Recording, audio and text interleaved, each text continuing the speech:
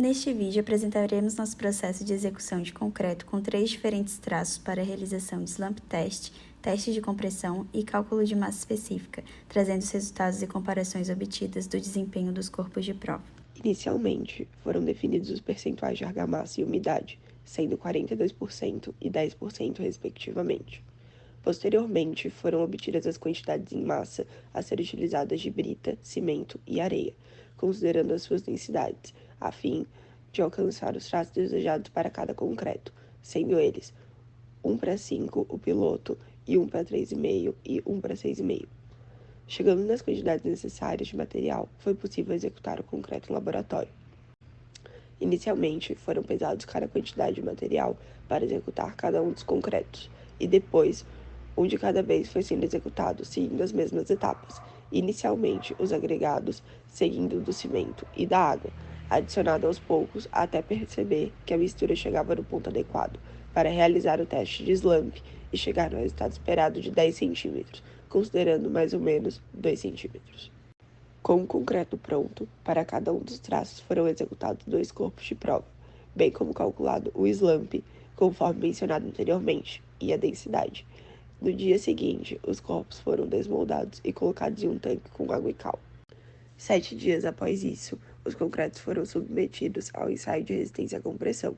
Para isso, foram colocados em uma prensa hidráulica capaz de estipular a carga máxima aplicada, ou seja, a carga que foi aplicada sobre o corpo até o rompimento do mesmo.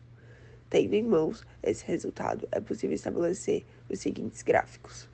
E temos aqui o nosso gráfico dos 4 quadrantes, que contempla a curva de Abrams, que é uma relação entre água-cimento e a resistência do nosso concreto. Nós temos a curva de Lise, uma relação entre água-cimento com massa de material seco. E, por fim, a curva de Piriskunik e Kyrillos, que é uma relação entre massa de material seco e quantidade de cimento utilizado por metro quadrado de concreto produzido. Agora vamos apresentar o resultado do teste de compressão, inicialmente pelos corpos de prova com traço 1:3,5. A resistência do corpo de prova 1 foi de 42,10 MPa e do corpo de prova 2 foi de 39,86 MPa. O corpo de prova 3 teve uma resistência de 31,63 MPa e o corpo de prova 4, 28,19 MPa, sendo ambos de traço 1:5. E por último, o resultado dos corpos de prova com traço 1:6,5. O resultado do corpo de prova 5 foi de 23,01 MPa e o resultado do corpo de prova 6 foi de 23,88 MPa.